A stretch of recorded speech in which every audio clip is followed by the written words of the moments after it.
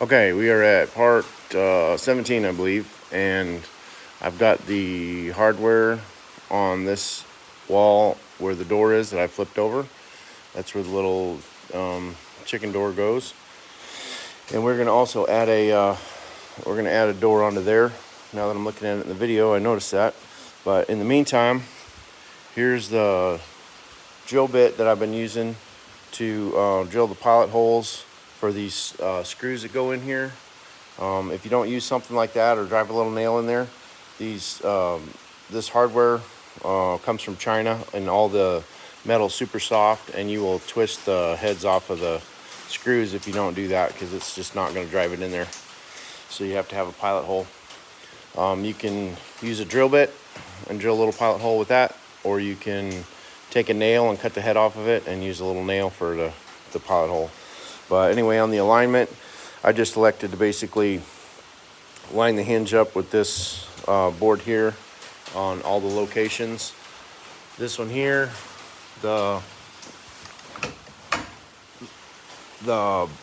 bolt latch lines up with this edge, and these line up with basically the center of this rail here. So these are eyeballed. You could measure it and put it exact, but after you do a whole bunch of them, if it looks good with your eyeball, it's probably pretty good. I made sure that I left a space here so that this door would swing open.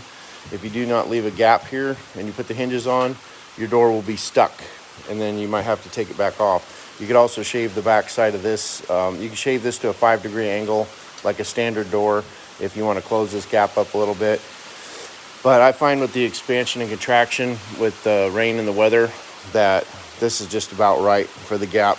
And I put a little gap over here too to keep this door from binding as this hinge as if this wood swells up and then you try to close the door, it's going to bind up against here. So that's what we got going on there. And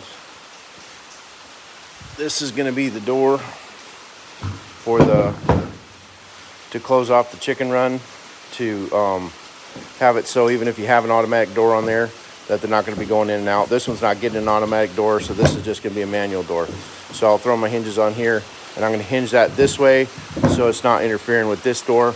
This door will swing all the way over here, and it'll have a latch on there to latch the door in an open position so that it doesn't slam shut on you while you're inside the chicken coop.